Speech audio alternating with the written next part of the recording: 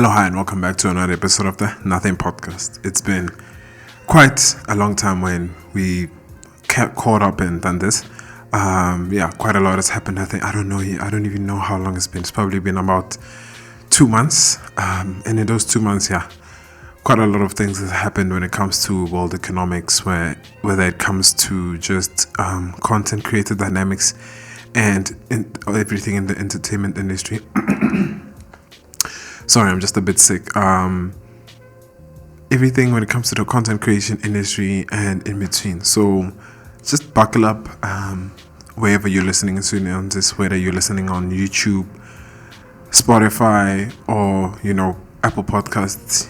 Just chill, get something to drink, and let's dive into a few things. One of the cameras that I've always been recommending when it comes to content creation, or just starting your journey into quote unquote professional cinematography has always been the ZV-E10, which is the camera that I'm currently shooting on, the Sony ZV-E10. And it's been great. It's for the price, for the money, for all the features that you get, the lens ecosystem, the fact that you can adapt it so easily to different brands. You can adapt it easily to vintage lenses, to Canon lenses, to Nikon lenses, and so on and so forth. It's been the reason why I've always recommended it. And the upgrade path, when you get all those lenses, when you can upgrade to your Sony A7 IV, A7S3s, FX3, the new FX2s now, it's going to be so much smoother than with a lot of other camera manufacturers, and the fact that here in our own country, Sony is quite well supported. When your camera breaks, there's a lot of people that can fix it, which is also the reason why I think Canon is so popular in South Africa. It's because of the fact that support is big, and also when it comes to the low range, people want something that's going to be affordable, something that's going to be reachable, so that they can get into creating, whether it's photo or video. That's the reason I think why Canon has been so ahead of each and every camera manufacturer when it comes to sales in South Africa. But recently there's been a development when it comes to #entry-level professional content creation and cinematography. The new Canon R50V launched a few weeks ago, and it really punches above its weight with you can shoot 4K 60, you can shoot S-Log3 10-bit, not S-Log3, Canon Log 3. Sorry, I'm still, as you can see, I'm quite a Sony fanboy.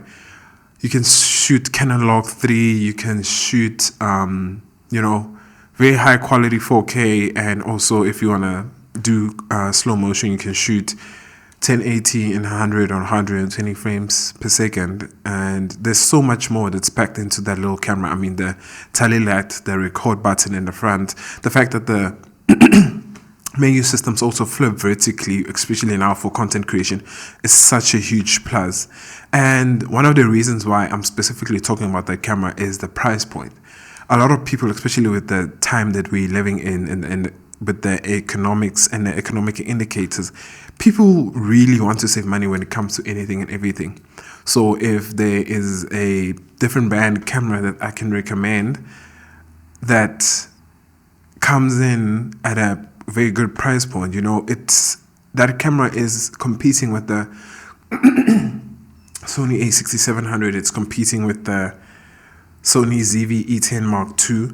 And compared to the Sony ZV-E10 Mark II, which is the newer model of this camera that I'm shooting on, the Sony ZV-E10 Mark II is a great camera. It uses this very same sensor found in the FX30. And the FX30, as everyone knows, it is a great camera, great value for money, and everything in between. So it is a great camera. The Sony ZV-E10 Mark II is a great camera. It also shoots 4K 50, it shoots 10-bit 422, great 4K, shoots great 1080, and has all the great specs that you need to match it to a FX30, to FX3, A7S3, and so on and so forth. Even though it does have overheating here and there, but realistically, who's going to be shooting 4K 60 for more than 5 minutes at a time. If you are, then yeah, you really are someone that's you should probably be getting something like an FX30 if you are doing that. But nonetheless, the reason why the Canon R50 has really piqued my interest is because it comes in at such a lower price point. I mean, for the camera body only, it starts for about, if I'm not mistaken, 18 to 19,000 rand, which is still quite a lot of money when talking about cameras. But compared to, and with the lens, if I'm not mistaken, it's also like 20,000 rand with the lens. Whereas with the Sony ZV-E10 Mark II with the kit lens is 25,000 rand. I mean, it's an extra 5,000 rand.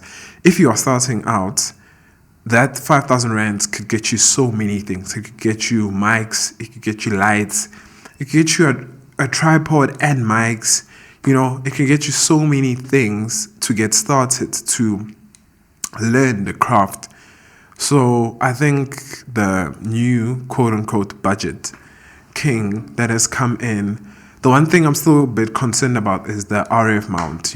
There is still not as many lenses for the RF mount as there is for Sony EF mount, but it's catching up quite a lot, as Sigma has released quite a lot of APS-C lenses for RF mount specifically, and they seem quite good. I think Tamron is also going to start releasing a few. Canon themselves have started releasing, so it's quite a solid camera coming at quite a solid price. So definitely, if you are a content creator wanting to step up your content from shooting on your phone, you maybe have built up following, you starting to get brand deals, and you really want to switch up your content creation game, I think the Canon R50V, and if I'm not mistaken, the V stands for vlogging, is at the moment, at the price point, if you're buying a camera brand new, it's what I would go for. It's definitely what I would go for. And there's been, also a few other cameras that have dropped. I mean, the Sony ZV-E10 Mark II has dropped. The new camera that dropped like a week or two ago is the Sony FX2. The Sony FX2 is quite an interesting camera, and I think it's getting a lot of hate, and the hate that it's been getting, I feel like it's not really well deserved, because for the people it is targeted to, it's a great camera. There's so many people that I know that use the A7 IV and really just want something more solid. All the complaints, the one complaint that they didn't fix when it comes to the A7 IV is the 4K 50 frames is still cropped, which, because they're using the exact same sensor, I mean, I think they said it's hardware, it's hardware requirements. It doesn't have enough hardware to be able to shoot 4K 50 10-bit uncropped, which, I don't know. I'm not an engineer. I'm not a camera engineer or anything. It might be the truth. It might be not. It might be. I think the reason why they are cropping 4K 50 is because then a lot of people wouldn't buy the Sony A7S III or the FX3, which is understandable. I mean, you still have to make money as a camera manufacturer. So I feel like the Sony FX2 is a very, very, very good camera if you're looking for a hybrid body. I mean, if you're looking for something that can do great stills and also shoot great camera, great videos, it's the way to go. There's so many people that I know that praise and quote-unquote worship the Sony A7 IV, and now it's gotten better. I mean, one of the biggest things that I know a lot of people were complaining about, and I use the A7 IV quite a lot, is it overheats. It overheats at such weird times, at times when it shouldn't be overheating. I mean, you could be shooting in the sun with it being like 30 plus degrees and it won't overheat, but then you'd be shooting in the shade where it's much cooler and it would overheat. So that was the one thing when it came to me where, with the A7 IV specifically, I'll be like I wish, yeah. And now with the introduction of the fan and the FX2, the more robust body of the FX30 and the FX3, the tally light, the more cinema body, and being able to take photos with the iCup thingy that they have, which I don't know. I haven't used it yet, so I don't know what it would feel like, or when you rig up the camera, what it would be like. I feel like it would have been a bit better if they made like a detachable thing that you can put into the hot shoe, that then they could sell to people that to use on like the FX3, the A7S3, the A7 IV, or something. Yeah, that would be a bit better, but I guess it works. They've probably been testing it for years and years. So I guess if they had the confidence to ship it out like that, it probably works. So I feel like, especially with it coming in between the FX3 and the A7S3 brand new is still probably like what, 65,000-70,000 rand. And with, I don't know, because the FX2 is quite a new camera, prices, especially coming into South Africa, is still undecided. When I was searching around the web, I found one website where it was saying it's 61,000 rand, and the other website was saying it's 71,000 rand. So I can just guess it would be like, I can just give like an in-between point, I would say probably about for 65,000 rand, thinking, looking at the fact that the A7 IV brand new still sells for like what, 55,000 rand. For an extra 5,000 rand for the camera that you're getting in the FX2, I feel like it's a no-brainer. It's honestly a no-brainer. Of course, a lot of people will be like, I'd rather get an FX3, but FX3 has a 12 megapixel sensor. If you're going to be shooting hybrid, where sometimes you are shooting photos in a studio for like a billboard, and you need to be able to crop in or to print out, an FX2 or an A7S3 is not ideal. But then again, you also want the great capabilities of the body of the FX3 and the FX30. I feel like the FX2 is quite a good in-between for what it is. But yeah, that's just me. That's just what I think about the thing. And, I feel like people are just looking, because we have reached such a plateau of every single camera that's out there being so good. People expect a new camera is going to come out to blow their mind and to blow their brains away, which is not. It's not always going to be. I understand why Sony are reusing the same sensor from the A7 IV, because why would you want to fix something that's not broken? And yeah, I don't know. Maybe you disagree with me. You can always comment down below. I'm always, I like talking to people about certain things. And, there's been quite a lot of other things that has been happening. One story that is still quite new in development is the India Air plane crash. And yeah, it's quite a tragic story when you think about it. I mean, with all the videos that's been circulating and everything, there's been quite a lot of plane crashes this year, and it is a very tragic thing. I feel for each and every family member that lost a family on there. But the one reason why this specific plane crash stood out so much is the fact that it has a sole survivor. And the fact that that sole survivor just pretty much walked out with like a few scratches. He literally got out of a car crash that crashed into a huge a plane crash that crashed into a huge building. To just walk out of there is something that's unheard of. And I just think the survivor's guilt that person is going to be going through is going to be crazy.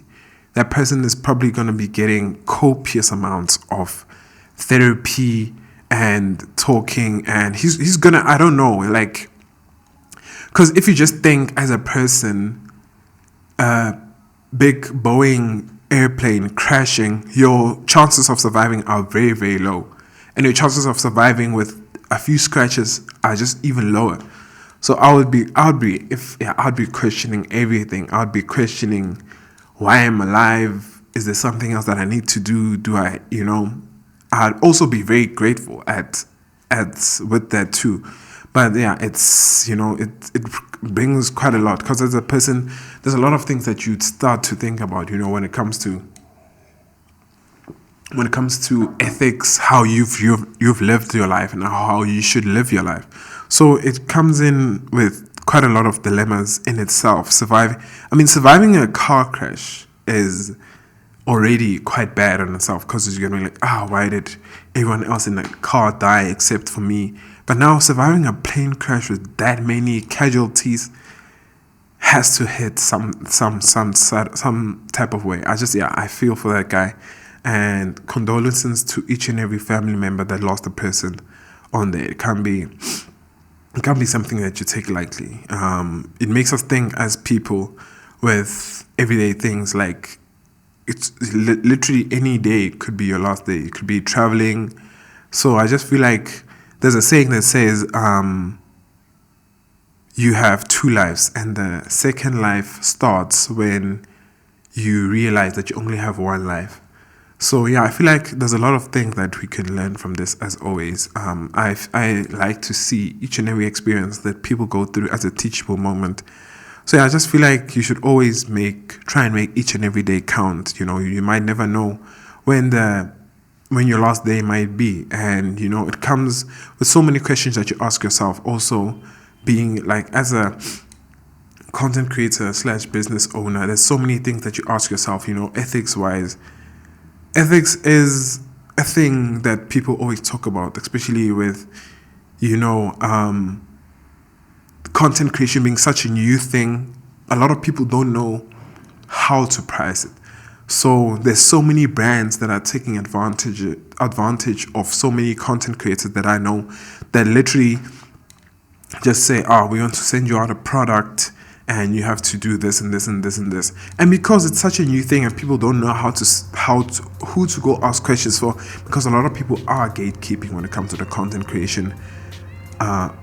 creation industry. A lot of people are gatekeeping rates, they're gatekeeping how you should charge brands and everything and so forth. So it's still a thing where a lot of the brands take advantage of the creators themselves.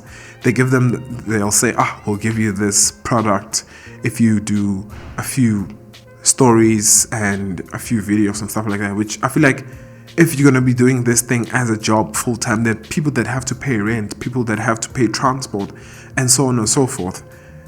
And I feel like so also flipping over to the other side, there are so many content creators that are taking brands for an advantage. People that charge like 50,000 rands for a Instagram post. I feel like, it's a very subjective thing, because I feel like if you have 1 million, 2 million followers, charging 50k for a story might not be the worst thing. It's like, there's so many in the entertainment industry, there's so many artists and so on and so forth that charge a ridiculous amount of money for playing on the stage for like an hour, 2 hours max. And it is I feel like it's also it's at the end of the day just supply and demand is just basically, if there is a lot of demand for whatever it is that you're selling, whether it is your time, it is your content, then there should be someone that's more than willing to pay for it.